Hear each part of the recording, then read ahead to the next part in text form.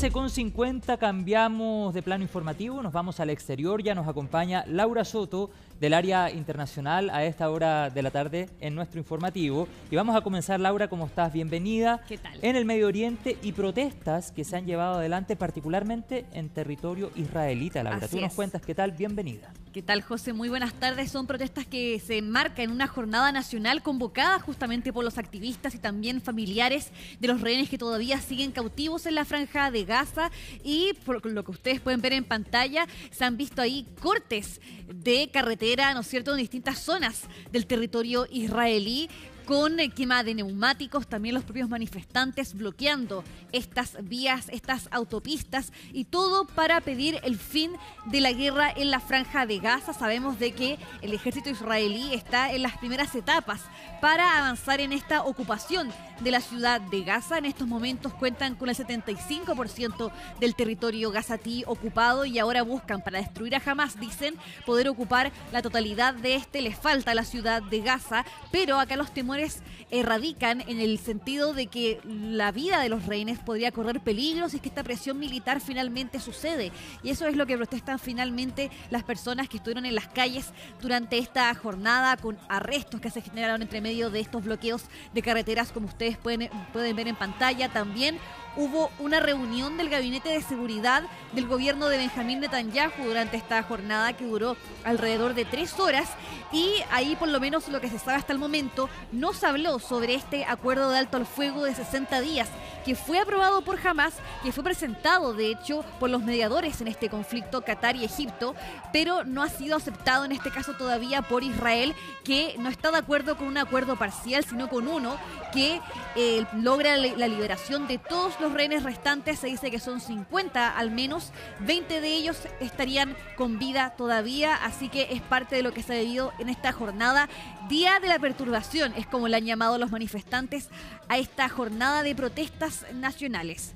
Ahora vamos a hablar sobre este fatídico ataque que ocurrió al hospital Nasser en la Franja de Gaza, ubicada en el sur del enclave palestino, donde fallecieron 20 personas al menos, y de entre ellos 5 periodistas. Ahora Naciones Unidas está pidiendo que haya justicia, a la vez que aumenta la condena por este ataque que Benjamín Netanyahu ha descrito como un trágico accidente. De hecho, ahí ha hablado el vocero de la oficina del alto comisionado para la ONU de Derechos Humanos, y se ha referido a esta situación que debe ser condenada, que ahora, por supuesto, Israel está llevando a cabo investigaciones respecto a esta situación, pero que deben llegar a resultados contundentes, que dicen que es lo que no ha ocurrido anteriormente, y por supuesto ahí llama entonces a la condena de este hecho fatídico que ocurrió y que le causó la muerte, yo les decía, a periodistas que trabajaban de hecho para cadenas internacionales como lo son Reuters, Al Jazeera,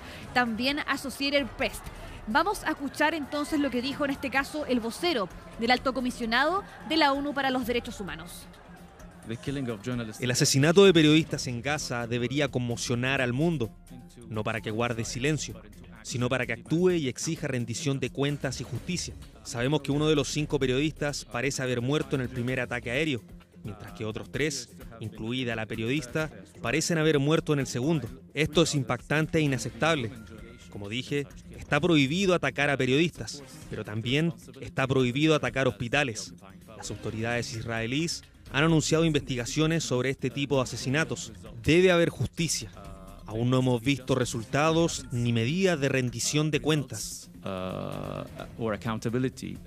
Nos trasladamos hasta nuestra región por este escándalo de corrupción que enfrenta particularmente la hermana del presidente argentino, Karina Milei, quien es también secretaria general de la presidencia en dicha nación, y con las palabras que han llegado ahora del presidente argentino, quien no se había referido a este tema desde que estalló este escándalo el martes por la noche. Recordemos que esto afecta a la Agencia Nacional para la Discapacidad, que era liderada por Diego Spagnuolo, sobre quien se filtran unos audios en los cuales él, en una conversación con un interlocutor desconocido, admite de que esta agencia está pidiéndole a las farmacias que generan contratos estatales con ella un 8% en coimas, y de este 8%, en lo que decía Spagnuolo, un 3% se iría directamente a los bolsillos de Karina Milei, según lo que se indica en esta denuncia que ya está siendo tratada, por supuesto, por la justicia.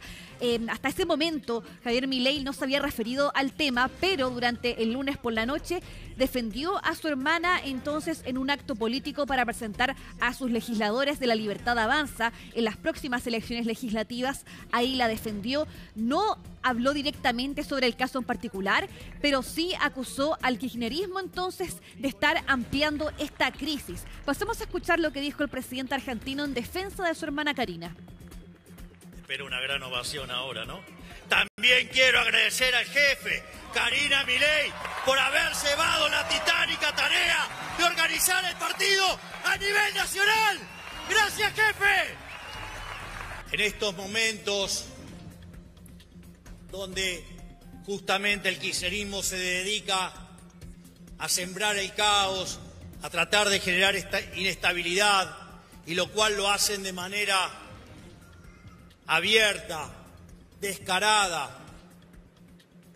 Yo les quiero decir que nada de eso a nosotros nos va a asustar, porque si terminamos con el déficit de 123 años en un solo mes, ¿qué nos puede hacer que jodan durante 2 meses y se vayan definitivamente?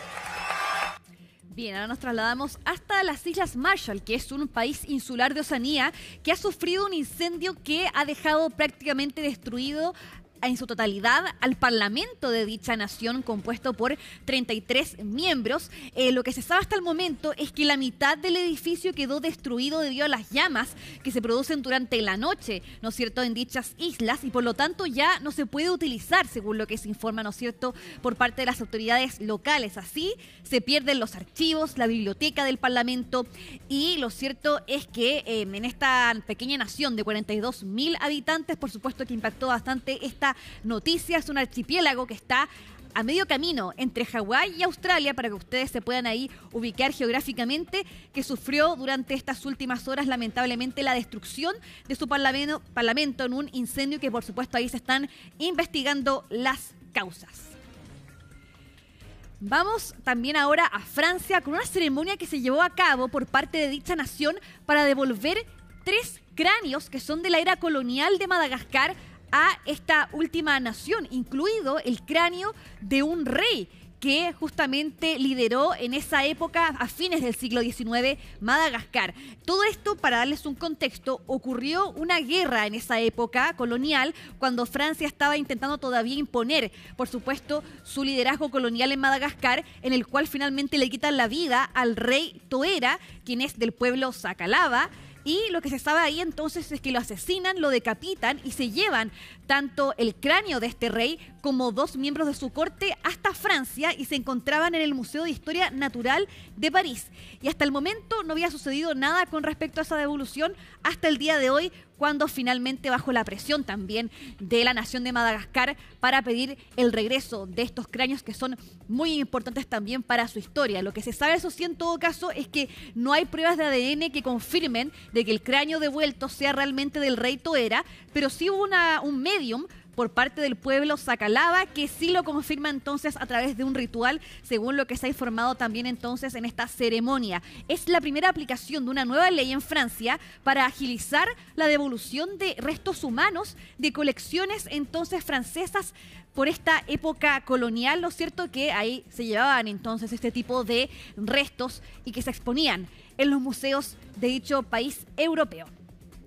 Nos quedamos en Europa, pero nos vamos hasta Inglaterra por un festival medieval que es uno de los más grandes de dicha nación, que se está llevando a cabo durante esta jornada. 3 días de celebraciones que nos llevan al pasado, nos llevan a esta época, con, por ejemplo, actividades que son clásicas de la época medieval. Por ejemplo, las justas, que es el combate entre 2 personas a caballo y con lanzas, que es lo que ustedes ven ahí en pantalla. También se registraron otras actividades como simulacros de batallas, talleres de artesanía, también comidas y bebidas de la época como la liebre y también un cóctel que era consumido en la época a base de miel. Yo les decía, 3 días de festividades, es una de las mayores festivales de este tipo en Gran Bretaña y que también ahí trajo consigo, ¿no es cierto?, mucha gente vestida como la época medieval, ¿no es cierto?, con trajes bastante llamativos y bastante interesante también todas las actividades que se desarrollan en ese contexto de festividades de la época medieval. Vamos hasta México porque una amiga cercana a María Antonieta de las Nieves, conocida por su rol como la Chilindrina, ha dicho que la actriz estuvo hospitalizada debido a una crisis neurológica, los síntomas de deterioro neurológico que está enfrentando la actriz de 78 años. Ella ya ha sido dada de alta, pero al menos el 20 de agosto estuvo hospitalizada alrededor de una semana, la Chilindrina, y todo esto después de una crisis de ansiedad, según ha indicado una amiga cercana al medio TV Notas, que es mexicano, y ya había presentado también, dice esta amiga en anónimo, síntomas de este tipo, pero ahora fue mucho más fuerte y también causaba preocupación porque hemos visto que la Chilindrina todavía sigue haciendo shows como el que ustedes ven ahí en pantalla. Esto fue en Perú hace poquito tiempo, a fines de julio, participó de un circo, ¿no es cierto?